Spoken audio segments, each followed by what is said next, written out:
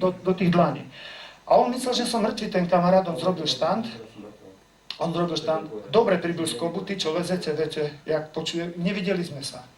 Ja som jeho nevidel, oni mňa nevideli. Len pribíjal skobu, ja som podľa zvuku počul, že dobre bije, lebo tá skoba zvonila. Keď má tupý zvuk, tak vyletí, keď má ostrý, je dobre. On mal ostrý zvuk, zabil, zrobil štand a tak plačlivo zakričal do doliny. Žiješ? A ja mne som mal hroznú bolesť, nič som sa neozýval a on myslel, že som mŕtvý. A znova ešte raz, Maroš, žiješ? A ja hovorím, žijem. Čo nič nehovoríš? Rozhombaj ma na lane. Čo? Rozhombaj ma na lane. Rozhombal ma asi tak 5-6 metrov, tam boli tak jak 2 stoličky, taká rímsa, toho som sa chytil, zrobil som ja tam štand, hovorím, spust mi Silvu. Spustil to dievča, jak sa ona približovala ku mne, ona zbadala, že som taký dostriekaný od krvi, dofranforcovaný, jak frontový vojak. A ona sa rozplakala. Na tom lane, jak sa blížila ku mne, Maroš, čo ti je? Nič, žmurkám, kývem, všetko v poriadku, nohu mám fúč, ale nič, neboj sa, všetko v poriadku. A tá krv, to sú len škrabánce, neboj sa nič. Ona sadla ku mne, prišiel kamarát ku mne, tam, jak sú 2 stoličky, traja sme sedeli natlačení, spustili sme nohy dolu. On, keď prišiel ku mne, pozrel na mňa, no nazdar, z ktorého bytunku ťa pustili? No, 20-30 minút sme sa v kuse smiali. Slzy nám tekli a smiali sme sa, pozreli hore, dole. My sa smejeme, ale ešte nie sme dolu. Nechcem urážať ženy, Bože chráň, ale bola slabá, ona nedala si rady so mnou. Hovorím, a on sám nevedel, skočím po chlapcov, hovorím, vieš čo, horskáčov nevolal, lebo nám dajú po ušiach, horskej služby, skús nejakých chlapcov zavolať, prídu. Ja viem, že chlapci prídu, aspoň za môj čas prišli, aj nedávno už, ako som bol kňaz, zasypala lavína minulého roku tam, kde zasypala minulého otca s dcerou, tak predtým pár rokov zasypala tam takisto jedného chlapíka, utekali sme rýchlo tam, vyhrabali sme ho z laviny, pravú nohu mal obtočenú kolo krku, čreva von, už bol mŕtvy, ešte som ho zaopatril. Hej, ťahali sme ho, či ja som vedel, že aj mne pomôže. 6 Pražáci ma dávali dolu a prvýkrát som sa začal pýtať, a na čo sme tu? A kam vlastne kráčame? Povedz mi, na čo si tu? A kam kráčaš? Mňa keď viezli a prvýkrát som sa začal pýtať, na čo sme tu a kam vlastne kráčame? A ty Češi, co mladej? Neudrel si sa o hlavu? A že nie. Keby som mal encyklopedické vedomosti, ja neviem, na čo som tu. Aký má zmysel môj život? Keby som mal v rece peňazí a poznal každú rastlinku v Tatrách po latinsky pomenovať a neviem, na čo som tu. A povedz, kam sa ponáhľaš? Nevieš, kam ideš? Prečo sa teda ponáhľaš? Prečo chodíš do školy a na čo byť dobrý? Keď nevieš, kam kráčaš a nevieš, na čo sme tu. A tak som nikomu nič nepovedal a zmizol som do seminára.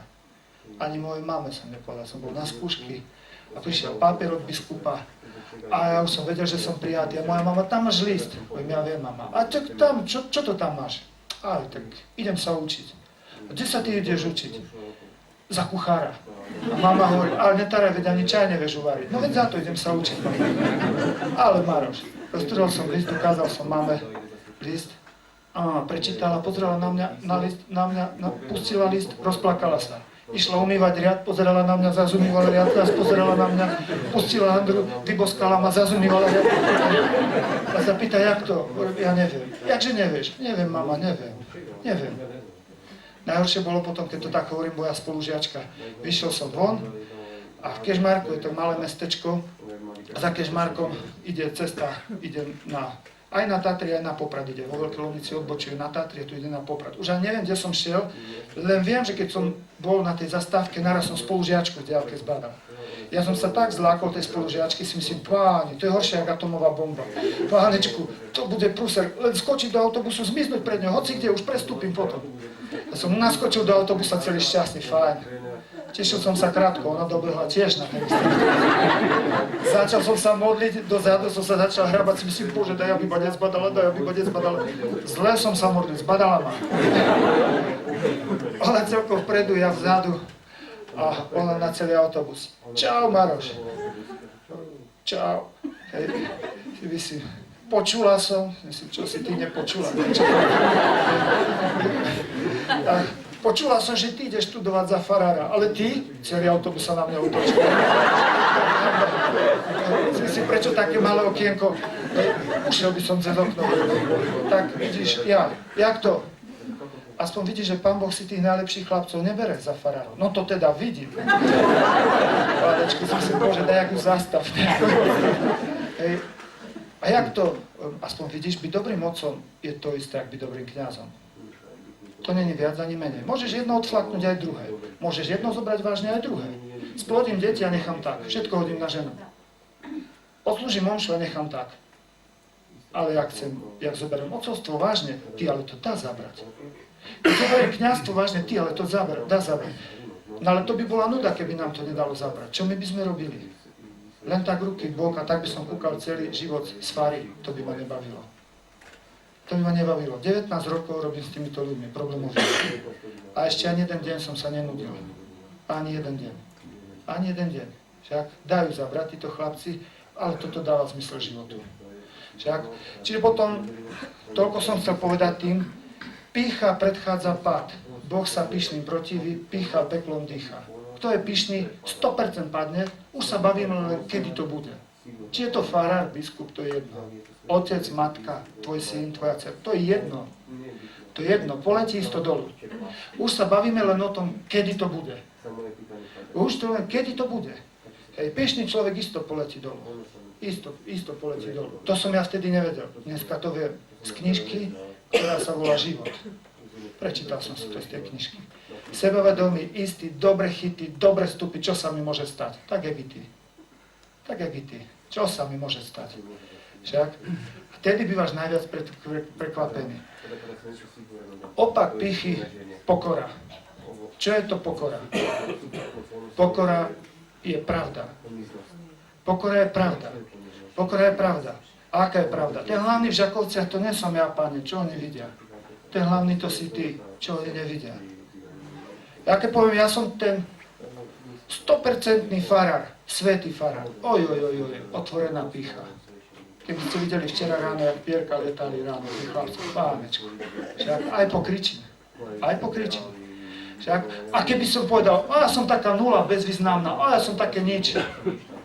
Falošná pokora, skrytá pýcha. Nie som ani nula, nie som ani 100%. Čo som? Medzi tým, podľa toho, jak sa vyspím, jak sa najem, jak si oddychnem. Čiastočný pomocník. Minule som bol na 45% a minule len na 15%. A minule zahambujúce 6%. A potom zase na 32%. Však, prosím, kto si ty? Čiastočný pomocník, otec, matka. Ty nie si majiteľ svojho syna, majiteľka svojho syna, dcery. Ty si správca. Tak neprivlastňuj si to, čo nie je tvoje. Ty raz budeš vydávať počet zo svojho správcovstva. Za syna, za dceru. Napadlo ťa vôbec dakedy poďakovať za dceru, za syna? Nadávaš dosť na svojich závislákov. Ale či si dakedy už ďakovala? Ja by som sa zbláznil od radosti, keby som mal dceru. A ty to bereš za samozrejme, že ty máš dceru. Nikdy si nepoďakovala? Šikovne to urob teraz. Šikovne, Pane, ďakujem ti za syna, za dceru. Vieš, koľko by chceli mať syna, dceru a nemajú. A nemajú. Poďakuj, šikovne poďakuj. Poďakuj. Kto ďakuje a dáva, zväčšuje sa tým jeho srdce. A na čo ti je veľké srdce? Aby ti ho Boh mohol naplniť. Čím máš väčšie srdce, tým viac lásky nabereš. A so srdcom je to tak, jak s dierou. Čím viac lásky rozdáš, nebudeš